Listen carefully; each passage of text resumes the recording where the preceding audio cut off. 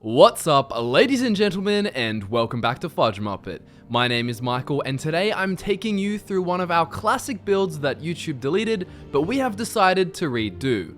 The build is called the Telvanni Wizard, and as the name suggests, that's exactly what he is. This is one of Scott's personal characters, and I've also played something similar.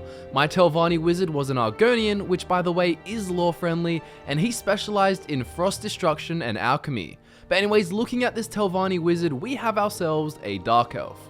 So looking at Elder Scrolls lore, those of House Telvanni usually tend to isolate themselves, pursuing knowledge and arcane mastery in seclusion. House Telvanni is our favorite great house of Morrowind, and those within it are renowned for their unorthodox ways. Unlike most houses, House Telvanni holds respect for those with wisdom, skill and power, rather than those with morals and values considered ethical. They do not discriminate based on race, and therefore if you want to play another race, then go for it. This does not strictly have to be a Dunmer build. House Telvanni uses slavery to help them with their work and have been seen not to shun those afflicted with vampirism. The mindset of your character should be very scientific, meaning that you make your decisions based on the pursuit for knowledge rather than what Skyrim citizens would see as justice. Essentially, while you're not merciless without reason, you're definitely not charitable, and to the most of Skyrim, you're sort of an asshole. Being an asshole, remember that in your interactions with Daedra and other gods, you're not going to worship them, but instead use them for your own purposes. You want to acquire power through faking loyalty as you see fit. You're obviously extremely powerful with your magic, and therefore you'll have to invest highly in your magicka at the beginning of the game. Looking at the character's backstory, he is an orphan that once lived in Sadrith Mora. One day he was watching slaves being sold in the local market, and in all his naivety he tugged on the robe of the Dark Elf standing next to him, and asked what was happening.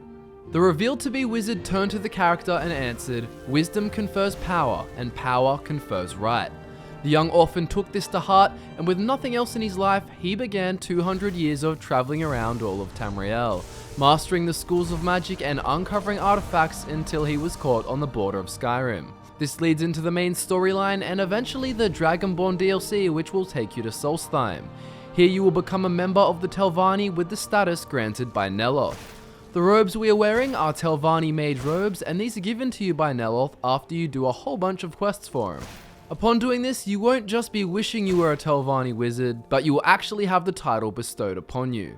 As you can tell, the skills are going to be completely mage-centric, using destruction, alteration, enchanting, and conjuration as your main skills early on.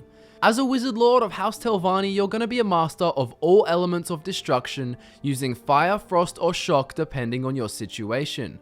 For alteration, you're going to use flush spells for protection, and all the utility spells like transmute and water breathing to adapt to any circumstance. This is used to give off that real wizard feel.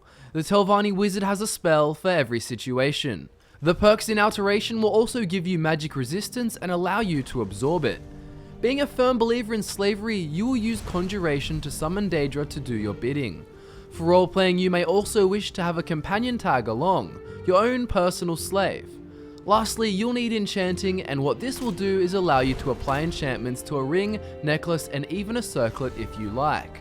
You'd want to fortify your magic schools to reduce their casting costs, and this helps tremendously. The perk link you'll want is in the description. Remember, you use all schools of magic, so illusion spells too. Master every school and get all the perks you can. For role-playing, remember that knowledge is your best friend. The Hermaeus Mora quests from the Dragonborn DLC will give you the ultimate Telvanni wizard feel as you gain rare artifacts and gain powerful active effects.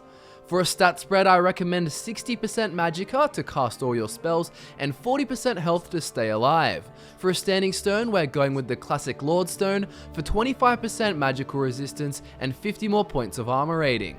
And that wraps up this week's redone Skyrim build, so be sure to subscribe for more Elder Scrolls and Fallout, as well as Star Wars lore. I hope all of you enjoyed this build as much as I did while reliving it. My name is Michael, be sure to check out the juicy links in the description, and I look forward to seeing you all soon.